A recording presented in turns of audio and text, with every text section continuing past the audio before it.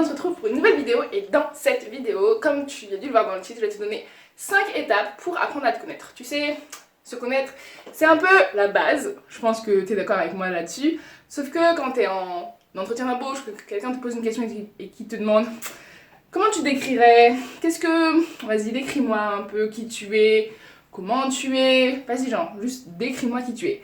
En général, on est là et on se dit, bon ben, je suis une fille, 20 ans, 1m68, étudiante, voilà, qu'est-ce que j'aime voilà, non, sauf qu'on veut savoir un peu plus et qu'on est en profondeur. Donc, le but de cette vidéo sera de t'aider tout simplement à apprendre à te connaître plus en profondeur avec 5 étapes.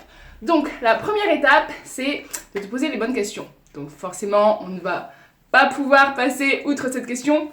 Qui es-tu? Quand je veux dire qui es-tu, c'est si tu devais te décrire à quelqu'un, qu'est-ce que tu lui dirais pour que même sans te voir, sans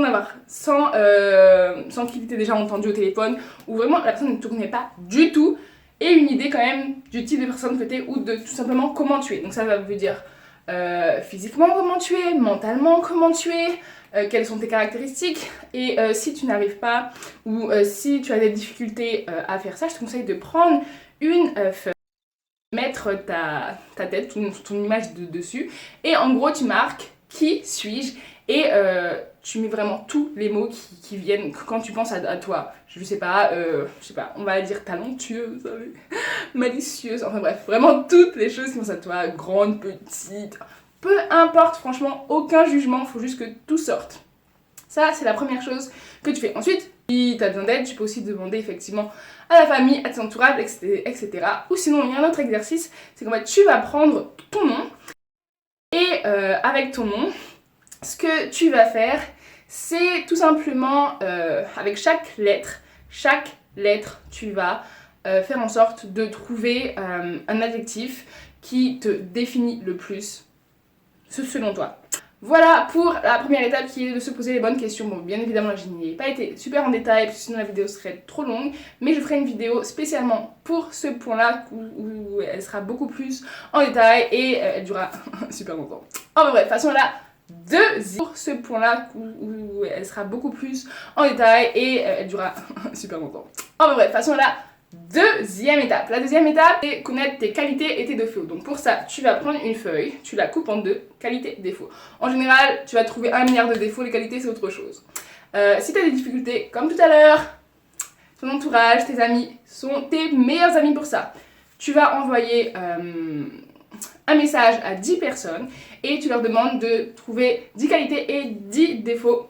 Et ensuite, tu vas prendre toutes ces réponses et tu vas voir les qualités et les défauts qui reviennent le plus souvent et normalement, ils devront être assez représentatifs de tes qualités et tes défauts. Ensuite, tu peux aussi regarder par rapport à ton expérience. Est-ce qu'on t'a déjà dit « Ah oui, tu vois, t'es un peu comme ça » ou « Ah oui, tu vois, t'es un peu comme ça ». Voilà, ça c'est la deuxième étape. La troisième étape, sont tes compétences. Pour trouver tes compétences, si tu ne sais pas quelles compétences tu as, ton meilleur ami, c'est tes expériences, tes diplômes aussi, tes activités, ton bénévolat, tout ce que tu as fait. Donc c'est-à-dire, si, disons, on va commencer par la base, ok? Disons, si tu es juste étudiant et que tu n'as jamais eu de job étudiant, de job d'été, enfin bref, tu n'as jamais rien fait à part étudier. Tu as forcément des compétences. Par exemple, tu sais apprendre, c'est une compétence. Tu sais gérer ton stress plus ou moins bien, vu que quand on est étudiant, il y a du stress. Enfin bref, tu vas vraiment prendre chacune de tes expériences et en tirer des compétences. Forcément, si tu as déjà eu un job, c'est plus facile vu que c'est déjà écrit sur ton CV. Mais si tu n'en as jamais eu, regarde tout simplement tes expériences. Par exemple, si tu as des frères ou des sœurs, je suppose que tu les as déjà gardés ou pendant le coronavirus, tu as certainement dû leur donner des cours. Tu as quand même une compétence. Certes, elle n'est pas certifiée, entre guillemets, mais c'est une compétence quand même. Donc, voilà pour le point numéro 3. Numéro 4, qui est de loin ma préférée, c'est écrire un journal. Quand je dis un journal, c'est pas forcément un journal intime, quoique ça peut être un journal intime si tu veux, mais j'utilise pas mon journal comme ça. C'est vraiment, en fait, ce que tu vas faire, c'est chaque matin et chaque soir. Bon, après, tu fais comme tu veux, hein, c'est juste un conseil, mais bon. Le matin et le soir, ce que tu vas faire, c'est que tu vas prendre un journal ou une feuille ou une feuille numérique, peu importe ce que tu veux, un truc pour écrire, quoi, tout simplement. Et ce que tu vas faire, c'est tu vas écrire toutes tes pensées, tout ton ressenti, vraiment comment tu te sens, qu'est-ce que tu as fait, qu'est-ce que tu aimerais faire, vraiment tout, en fait tout ce qui te passe par la tête le matin. Ensuite le soir tu regardes ça et en fait tout simplement au fil du temps, si tu fais ça chaque soir et en plus tu fais ça chaque semaine puis chaque mois, tu verras à peu près comment tu es, comment tu te sens. Ah oui, regarde là, ce jour-là j'ai fait telle chose et j'ai remarqué que j'étais super contente ou j'ai fait ça et bof, c'était pas trop bien. La cinquième étape, c'est de faire des tests de personnalité en ligne. Tu en as plein, tu as le test MBTI, si tu ne connais pas, je t'invite tout de suite à regarder pour voir quelle est ta personnalité et si tu sais déjà, n'hésite pas à le mettre en commentaire, je serais très curieuse de savoir quelle est ta personnalité. Ensuite, tu as différents tests, plein de tests en ligne. Je vais t'en mettre quelques-uns en barre d'infos et je vais t'inviter à aller les faire et je pense que ça va pouvoir t'aider. Donc on récapitule. La première étape, c'est de te poser les bonnes questions.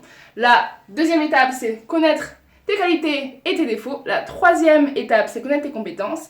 Quatrième étape, c'est tenir un journal, tout simplement en fait faire un travail d'introspection sur toi et de voir qu'est-ce que t'aimes pas, qu'est-ce qui te rend heureux, heureuse ou pas, tout simplement. Et la cinquième étape, c'est de faire des tests. Voilà, j'espère que cette vidéo t'aura plu et surtout qu'elle t'aura aidé